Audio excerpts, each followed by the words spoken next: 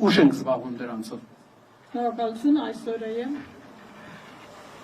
Պարոն Կարապետյան, այս հարցը ևս արձագանք ստացել է, բայց ոչ ձեր կողմից։ Դուք մի քանի անգամ հերքել եք ձեր կապը նախկինների հետ, բայց իշխող ուժից գրեթե ամենօրյա պարբերականությամբ նշում են, ինչպես կարող է Նարեկ Կարապետյանը անկախ լինել, եթե նրա հայրը եղել է ՀՀԿ-ական, եթե նրա հայրը եղել է Սերժ Սարգսյանի աշխատակազմի ղեկավար եւ այլն։ Հիմա Շնորհակալ եմ հարցի համար։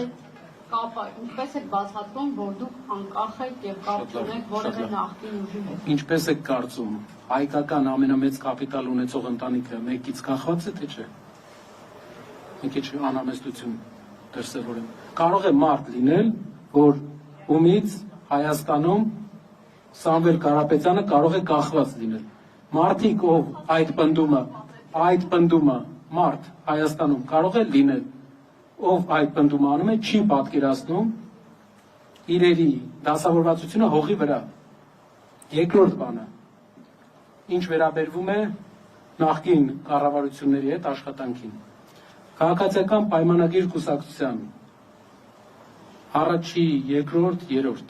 Առաջի համարը ՀԱԿ անդամ էր, իմ հիշելով, երկրորդ համարը իմ հիշելով Հանրապետականի անդամ էր, երրորդ համարը իմ հիշելով Բարգավաճ Հայաստանի կողմնակից էր։ Իրենք նախկին են, իրենք ունեն ազդեցություն, օրինակ երկրորդ համարը ունի Հանրապետական կուսակցությունից այդ ազդեցություն։ Նժդեականությունը իր վրա ազդում է, երբ ինքը Ադրբեջանից ծորեն է բերում։ Հարցրեք իրեն։ Կարող է հիմա այլ ֆիկտիվ։ Շնորհակալություն։